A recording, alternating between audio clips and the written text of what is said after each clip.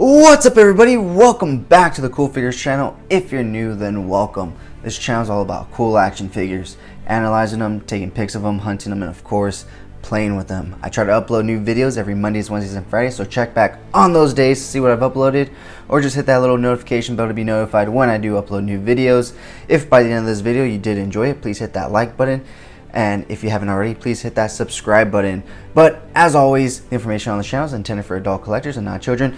I am your host, Jesse the Bat Magic Girl, aka the Buff Collector, and today I have for you guys the McFarlane DC Multiverse Batman Arkham Knight figure. This guy is amazing to look at. Unfortunately, back when they released the original Arkham figures, I was not collecting. I believe I was in high school, and it's just not cool to do. But I'm super happy that they re-released a version of this Batman, because the figures from back then are going for a lot of money now, and I just don't find it worthwhile or worth it to pay the prices that they're asking for it. So I'm super happy that McFarlane did re-release this version of Batman. But my only issue with McFarlane is the quality of their figures, in my opinion. They just feel like cheap, hollow plastic. They don't have that dense, thick, hard plasticky feel that maybe like Hasbro or Mattel have. They're very soft. It feels like you can break them pretty easily and push them in. So that's one of the reasons why I'm not too big of a collector on these new McFarlane figures. But like I said, I did really want an Arkham Knight version of Batman, and I did also want a Arkham Asylum version, which is why I bought the Arkham Asylum version, as well as just the Joker, because you have to have a Joker with your Batman. So now that I have these two figures, I might pick up a few of the other ones that I really want, but I'm really going to be picking and choosing on the McFarlane side. But like I said, and I keep saying, I am super happy to have an Arkham Knight version, because he does look really cool. And that's basically what us as collectors buy these figures for, is the look, right?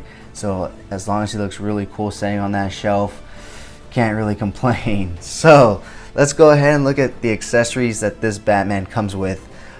He comes with 4 accessories. First and foremost, he comes with that DC McFarlane stand. These things are great because it helps you get them to stand, and you don't have to buy a separate set of stands to put them on. But if you're like me and you display a bunch of figures next to each other, I actually use the NECA street scene diorama to display a lot of my figures. These do take up a lot of space, so that's something to keep in mind. But it's nice that they include it in the package, and how it says DC right there, so I'm not complaining about that. Alright, so looking at the accessories that he actually can hold and use, he comes with his electrical charge gun right here, which you can use in-game to open up like garage doors and stun enemies and whatnot. The Arkham series is honestly my favorite video game series next to the Uncharted. So I know all about all this stuff, and I love, that's why I keep saying I'm so happy to finally have an Arkham Knight version of Batman. He comes with a remote controlled Batarang as well. This is different than the regular Batarang. It's a lot thicker and not so hollowed out, but yeah, it's all black as well. That's what the accessory said. It said remote control, and honestly, compared to the one that came with the Arkham Asylum, which is just a regular Batarang, it does look different. It does have that little silver application right there in the middle to make it look like it's a digital Batarang, in my opinion. And last but not least, he comes with his explosive gel gun. I love this thing because it is so useful in the game. You use it so much throughout the game. I'm just really surprised he didn't come with this grappling gun. That's the first thing that you use the most in those games. But with that being said, those are the accessories that this Batman comes with. So let's go ahead and pull Bats forward and get a closer look at him. I do really like his face sculpt. It looks very well done. Nothing really to complain about. It's kind of hard to mess up a Batman face because it's just the jaw, but I have seen it been done. The shoulder pads right here are plastic so that you can get a little more articulation, but just take a look at this sculpt. It's really well done. Paint apps are really well done as well. Like I said, I cannot complain about the look of this figure.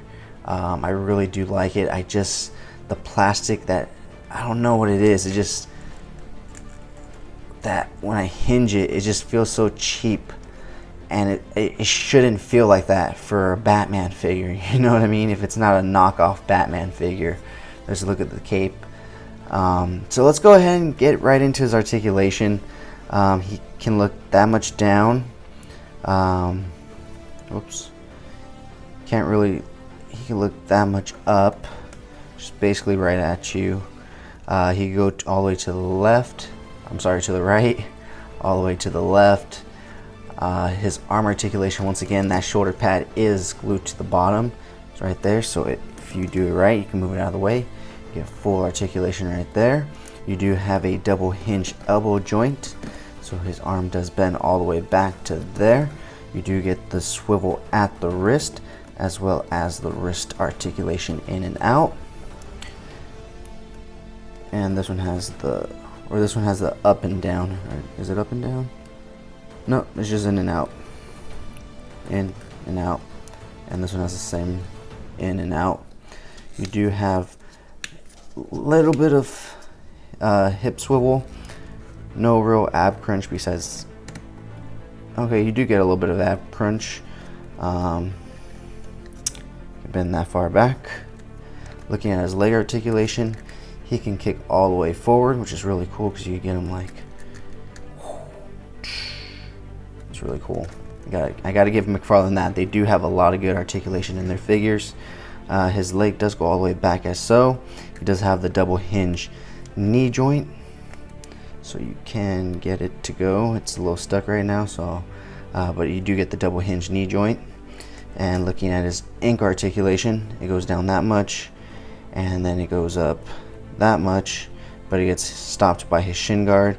And you do have the rocker at the bottom. And this is something I've noticed with McFarlane figures and another figure that I've recently purchased.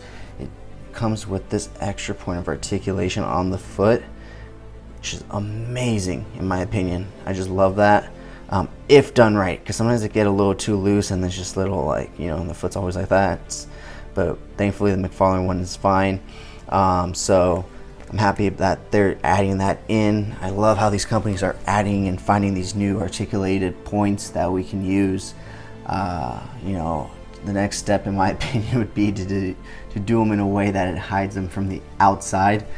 So they're already starting, in my opinion, especially Hasbro and whatnot. But I think in the next 5 to 10 years we'll get figures at this price point without visible articulation points.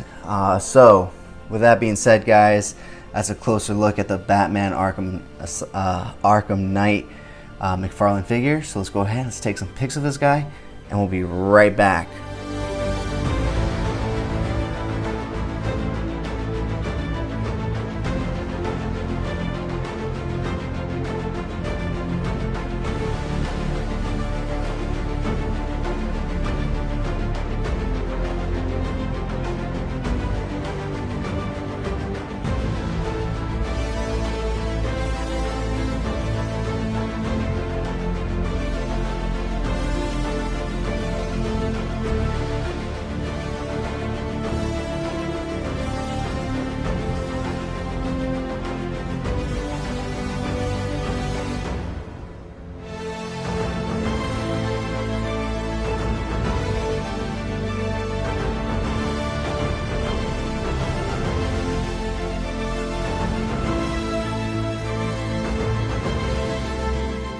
Alright guys, thanks so much for sticking to the end of this video. If you enjoyed those pics, you can find more over at CoolFigurez on Instagram And if you enjoyed this video, please remember to hit that like button.